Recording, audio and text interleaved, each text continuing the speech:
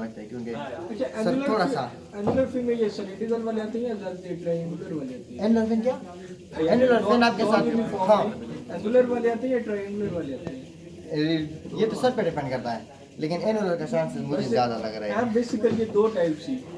अच्छा वो भी सवाल कहते हैं कि ट्रायंगुलर का है ना कहते हैं कि consider a triangular fin attached to a flat surface of having an area of 0.2 metre square.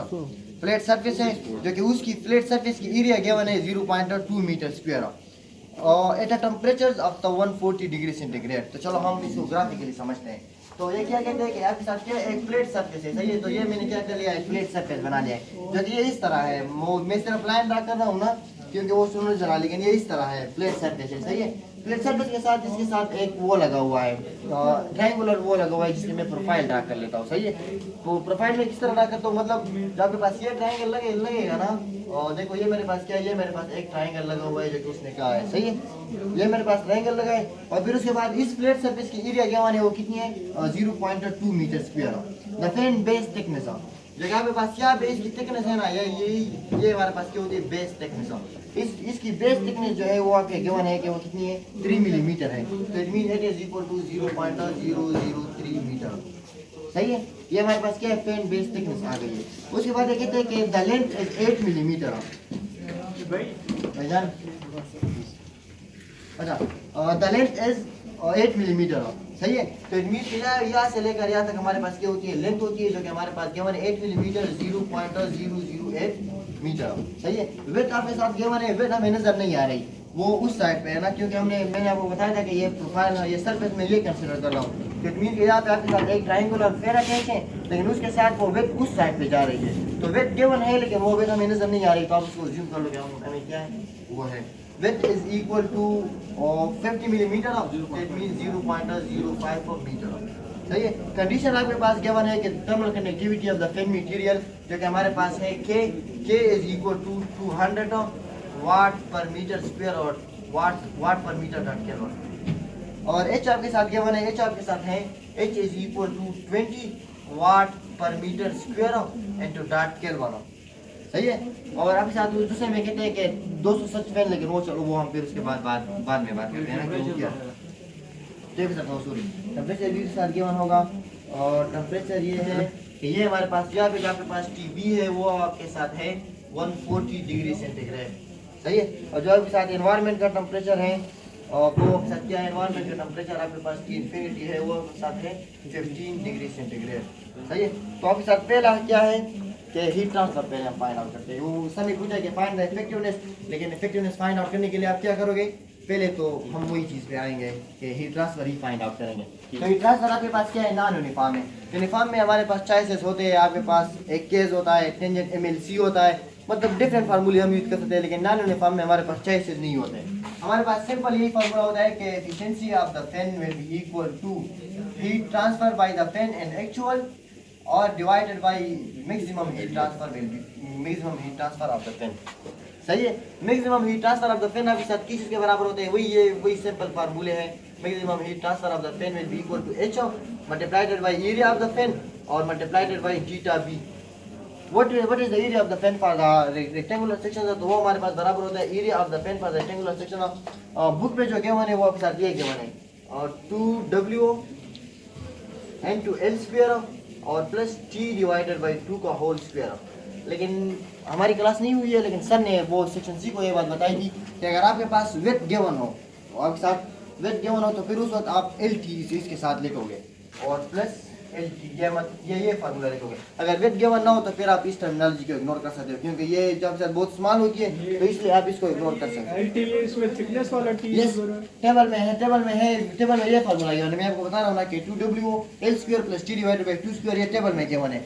लेकिन सर के मुताबिक कि अगर आप वो करोगे आपके साथ वेट गिवन हो वेट तो फिर आप क्या कर लोगे L into T ये दोनों टर्मिनोलॉजी भी साथ में लिखोगे, लेंथ और थिकनेस आप लिखोगे। लेकिन अगर आपके साथ वेट गिवन नहीं है पर वेट वो मांग रहा है तो फिर उस वक्त आप ये कर सकते हो, इस टर्मिनोलॉजी को आप इग्नोर कर सकते हो क्योंकि इसकी जो टर्मिनोलॉजी आएगी वो बहुत स्लो, वो बहुत छोटी आएगी ना, इसकी जो वैल्यू आएगी, तो इसलिए हम उसको फिर इग्नोर कर सकते हैं, ठीक है। ये वाला फार्मूला याद करना पड़ेगा या वो टेबल ये भी याद करना पड़ेगा, ये टेबल नहीं देते सर, सिर्फ वो टेबल 3.4 तो एंड वो फिगर है, फिगर 3.19 है, 3.20 वो पेपर में अलाउड होंगे, बाकी कोई वो नहीं अलाउड होगा। वो सही है? कैसी है वो फिगर? वो एफिशिएंसी वगैरह जो मेरे पास ये टेबल है, ये 3 टेबल आपके साथ अलाउड होंगे। वो जो अभी पिछले क्वेश्चन किए। सही है, ये हमारे पास हो गया है। तो अब देखो ई ऑफ द फैन तो हमारे पास यहाँ से इजीली मेरे ख्याल में हो जाएगा। सही है, कोई भी टर्मिनोलॉजी इसमें नहीं है। वेट हमारे पास सैंपल है, एल हमारे पास है, टी हमारे पास है, तो सब कुछ हमारे पास है। तो मतलब हम area of the fan find out कर सकते हैं, जो कि मेरे पास आ जाएगी कि area of the fan will be equal to 0.00839 metre square.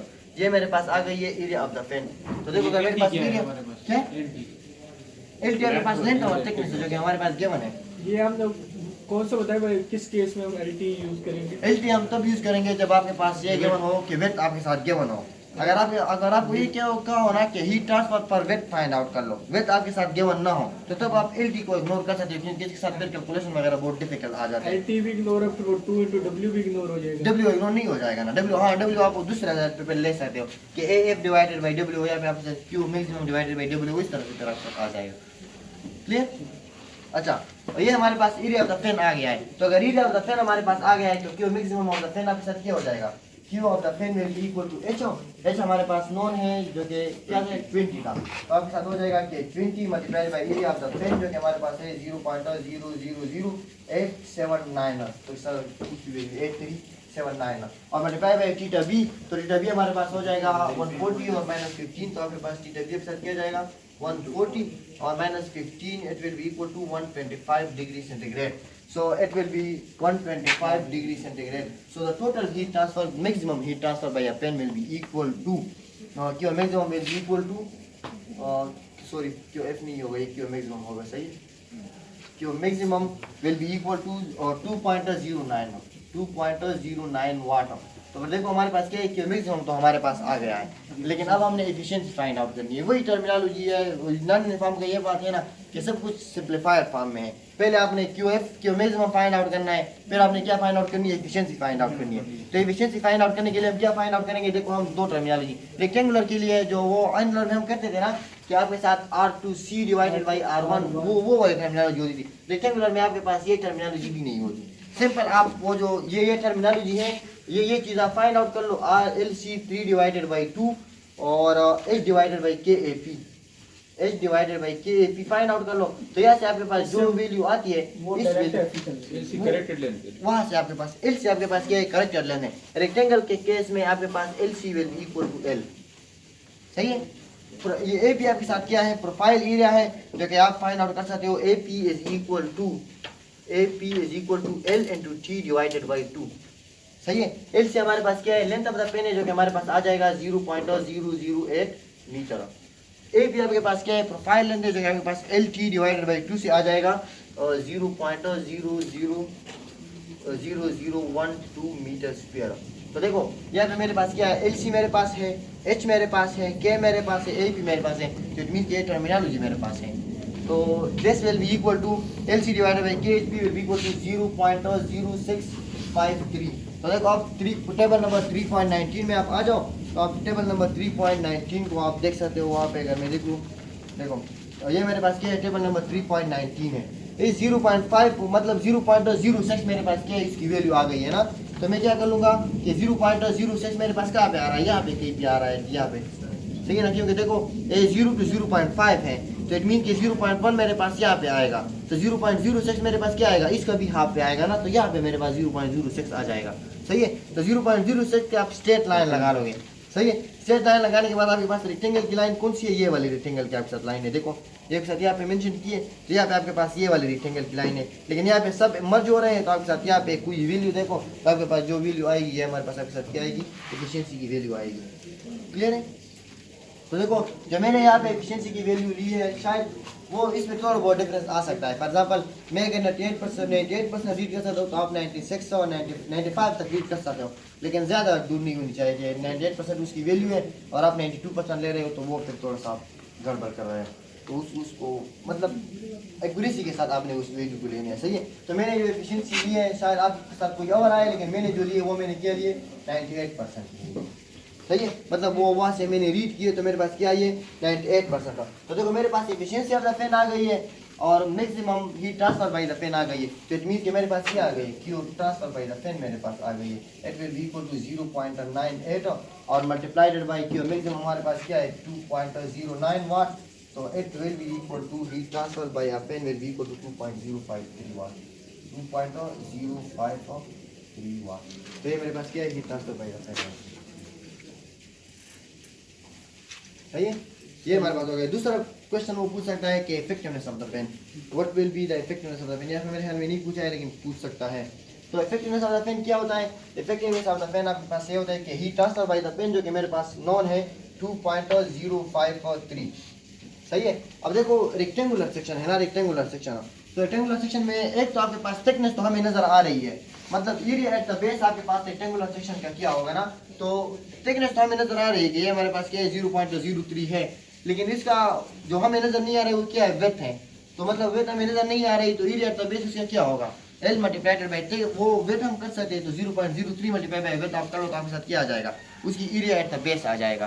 तो इट मींस ये हमारे पास किस चीज के बराबर हो जाएगा, एरिया एट द बेस मेरे पास क्या बराबर होता है, L cross T, L sorry for this width cross T, मतलब जो हमें नजर नहीं आ रहा हो तो उस साइड से विड्थ है, तो मतलब विड्थ क्रॉस T। तो यहाँ से आपके पास ये वैल्यू आ जाएगी, मल्टीप्लाइड बाय थीटा v कर लो और मल्टीप्लाइड बाय h कर लो, तो यहाँ से heat transfer from the base of the fan आ जाएगा, जो कि आपके पास इसकी वैल्यू आ जाएगी 5.75, E efficiency will be equal to 5.47। तो मतलब इफेक्टिवनेस ट्रायंगुलर फैन लगाने से आपके पास क्या है, जो हीट ट्रांसफर इंक्रीज हुई है वो कितनी हुई है, 5.47। सर कभी कभार ये क्वेश्चन भी पूछ लेता है कि अगर हम रेक्टेंगुलर फैन को ट्रायंगुलर से रिप्लेस कर ले तो इसमें क्या इफेक्ट आएगा, तो आप उसको हीट ट्रांसफर को फाइंड आउट कर सकते हो। ये देखो मैं क्या कर लेता, मैंने ट्रायंगुलर फैन मुझे गिवन है ना, तो रेक्टेंगुलर, तो मैं रेक्टेंगुलर के लिए हीट ट्रांसफर मैंने फाइंड आउट कर ली, फिर उसके बाद में heat transfer from this find out कर लूँगा। तो जब मैं दोनों को फाइंड आउट करूँगा तो आपको पता चल जाएगा कि कौन सा मेरे पास बेहतर है और कौन सा बेहतर है, लेकिन मेथड सिर्फ आपके पास यही होगी। सही है, अच्छा ये बता दोगे। फिर उसके बाद जो तीसरा क्वेश्चन है वो क्या है, ओवरऑल इफेक्टिवनेस। ओवरऑल इफेक्टिवनेस हम किस तरह फाइंड आउट कर सकते हैं कि देखो आपके पास एरिया गिवन है, वो कितनी गिवन है, वो आपके साथ है 0.2 मीटर स्क्वायर एरिया हमारे पास गिवन थी। एरिया के अलावा उसने फैंस गिवन थे कि कितने फैंस अटैच हैं, वो कहते हैं कि एफ 200 सच फैन है, मतलब 0.2 मीटर स्क्वायर एरिया है और वहाँ पे आपके पास 200 फैन अटैच हैं, तो उसकी क्या होगी ओवरऑल इफेक्टिवनेस आपके पास क्या होगी। तो मैं क्या कर सकता हूँ कि देखो overall effectiveness E overall will be equal to किस चीज़ के बराबर होता है मुझसे,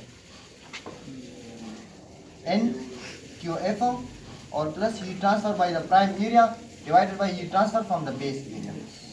सही है, देखो एन क्यू एफ मेरे पास नोन है, वो मेरे पास क्या है 2.053, तो यहाँ से मैं क्या फाइंड आउट कर सकता हूँ, N Q F find out कर सकता हूँ, जो कि मेरे पास है 200 फैन है, तो इट मीन्स कि मेरे पास क्या हो जाएगा 200 और मल्टीप्लाइड बाई क्यू एफ वो हो जाएगा 2.053 वाट। तो यहाँ से आपके पास कोई वैल्यू आ जाएगी और जो कि मेरे पास है 410 वाट। यहाँ से मेरे पास एन क्यू एफ आ गई है। अब मैंने प्राइम एरिया कैलकुलेट करनी है, क्यू पी के लिए मैं क्या करूँगा, प्राइम एरिया कैलकुलेट करूँगा, क्योंकि Q P is equal to H multiplied by A P और मल्टीप्लाइडेड बाई थीटा बी।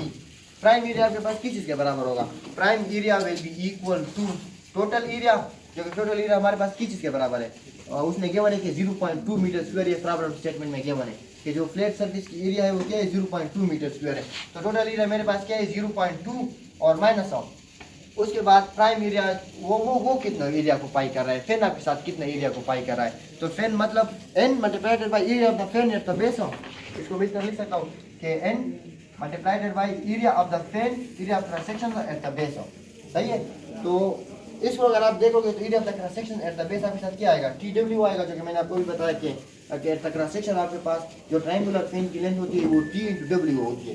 तो इट मीन एरिया के साथ क्या जाएगा 0.2 और minus of N multiplied by T और मल्टीप्लाइडेड बाई डब्ल्यू। तो यहाँ से आपके पास प्राइम एरिया आ जाएगी, जो कि हमारे पास उसकी वैल्यू आप डायरेक्ट लिख सकते हो। देखो टी हमारे पास नॉन है, डब्ल्यू हमारे पास नॉन है, एन हमारे पास नॉन है, तो 0.2 के साथ वो चीज़ें आप कर लोगे तो आपके पास प्राइम एरिया आ जाएगी 0.17 मीटर स्क्वायर। ये मेरे पास प्राइम एरिया आ गई है। तो प्राइम एरिया में कैलकुलेशन करके एच मेरे पास है, टी डब्ल्यू मेरे पास है, तो इट मीन कि मेरे पास क्या आ जाएगा हीट ट्रांसफर बाई द वो आ जाएगा बाई द प्राइम एरिया, क्योंकि मेरे पास आ जाएगा 425 वाट आ जाएगा। सही है, heat transfer from the base हो, तो heat transfer from the base मेरे ख्याल में बेस यही नहीं है, बेस आपके साथ वो कहते हैं कि फ्लैट सरफेस है, इफेक्टिवनेस की जो नीचे दिया हुआ फार्मूला वही नहीं है बेस का। कौन सा बेस का फार्मूला आपके साथ क्या होगा, देखो हीट ट्रांसफर का फार्मूला तो सिंपल है ना, कि हीट ट्रांसफर का फार्मूला में ये आपके साथ क्या हो जाएगा, HO into A और मल्टीप्लाइड बाई थीटा बी, सही है। अब बेस के लिए आपके साथ एरिया क्या है, बेस के लिए एरिया उन्होंने मेंशन किया कि 0.2 मीटर स्क्वायर है, तो सिंपल ये चीज़ आपके साथ चेंज होगी, बाकी आपके पास सब होगा। जितने भी ट्रांसफर आपने फाइंड आउट करना है NQF तो हमारे पास सिंपल आ जाएगी, क्यों प्राइम आपने फाइंड आउट करना है तो वो सिर्फ एरिया उसमें चेंज होगा, H और थीटा बी आपके साथ रिमेन कांस्टेंट रहेगा, सही है। तो ये आपके साथ हो गया है, सही है। फिर उसके बाद हमने क्या करना है, area Q transfer from the base, क्योंकि हमारे पास क्या है, बेस का मतलब ये है, क्यू फ्रॉम द बेस का मेरा मतलब ये है कि मतलब हमने पेन अटैच नहीं किए और हम ही ट्रांसफर फाइंड आउट कर रहे हैं कि वो हमारे पास आपके साथ किया है कितना ही ट्रांसफर करेगा, तो वो जो मेरे पास करेगा वो HO मल्टीप्लाइड बाई एरिया, जो कि एरिया मेरे पास है 0.2 और मल्टीप्लाइड बाई थीटा बी, तो यहाँ से आपके पास क्या आ जाएगा, क्यू बी आ जाएगा, तो Q B will be equal to 500 watt. 500 watt मेरे पास क्यू बी आ गया है, तो देखो मेरे पास 3 वैल्यू आ गई है, तो इक्वेशन 1 में पुटिंग करके E overall will be equal to effectiveness of the overall will be equal to NQF, और NQF मेरे पास आया था 410 और प्लस प्राइम ईयर से मेरे पास क्या आया था, अच्छा प्राइम ईयर से मेरे पास क्या था, 425 आया था, तो ये मेरे पास 425 और डिवाइडेड बाई 500, तो यहाँ से आपके पास वैल्यू आ जाएगी जो कि मेरे पास है 1.6712 E ओवरऑल। तो मतलब जो आपके पास जितनी भी हीट ट्रांसफर है वो फैन हम लगा रहे हैं ना, वो बेस ट्रांसफर से कितना ही वो इंक्रीज कर रहा है रेशो में 1.162 आपके साथ वो हीट ट्रांसफर इंक्रीज कर रहा है, सही है। तो 2 से कम होते हैं मीन के आपके पास ये जो आपके पास नॉट रिकमेंडेड है, जो हम जितनी फैन 0.2 मीटर स्क्वायर में हम अगर 200 फैन लगा रहे हैं ना, और इस एरिया के लगा रहे हैं, तो मतलब वो हमारे पास आपके साथ क्या है, नॉट